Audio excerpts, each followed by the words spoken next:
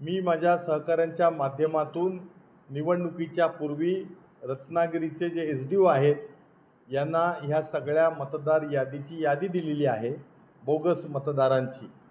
म्हणजे दुबार नावं आहेत, काही नावं ग्रामपंचायतीच्या पत्त्यावरती आहेत. जे जे राहुल गांधींनी सांगितलं होतं त्याचे त्या ठिकाणी नव्हे तर रत्नागिरीमध्ये सुद्धा घडलंय आणि असं अनेक ठिकाणी या महाराष्ट्रामध्ये अशा प्रकारे बोगस मतदारांच्या माध्यमातून एक षडयंत्र रचलं गेलंय.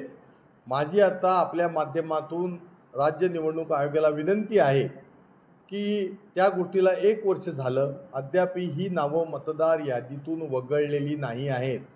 त्यावेळेला मला एसडीओने असं सांगितलं गेलं की आम्ही त्या मतदान केंद्रावरती ह्या मतदारांची यादी लावू आणि आमच्या निवडणूक अधिकाऱ्यांना, तिथल्या जे काही प्रिसाइडिंग ऑफिसर आहेत यांना सांगू की हे मतदार जर या ठिकाणी बोगस आले तर त्यांना तुम्ही प्रतिबंध करा.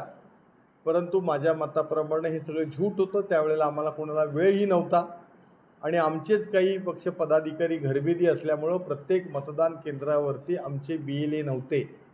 राज्य शासनाचा निवडणूक आयोगाचा BLO होता, पण बूथ लेवल असिस्टंट त्या माझ्या निवडणुकीच्या वेळेला अनेक ठिकाणी नसल्याचा गैरफायदा घेऊन ह्या 23,000 मतदारांपैकी अनेक मतदारांच्या नावावरती बोगस मतदान झालेले आहे असं माझं मत आहे. त्या ठिकाणी ऑब्जेक्शन घेण्याकरता कदाचित निवडणूक आयोग म्हणेल की तुम्ही BLA तुमचे का दिले नाही, तुमचा BLA कुठं होता, तुमचा पोलिंग एजंट कुठं होता. परंतु हे म्हणणं सोपं आहे, पण आमचं मुळातच म्हणणं असं आहे की जर तुम्ही बोगस मतदारांची यादीतच नाव नसेल तर या ठिकाणी हे पुढच्या प्रश्नांचा काही उत्तर देण्याचा काही आक्षेप नाही. दुर्दैवानं शिवसेना उद्धव बाळासाहेब ठाकरे पक्षामध्ये तत्कालीन त्यावेळेला मी विधानसभेमध्ये निवडणूक लढवत असताना अनेक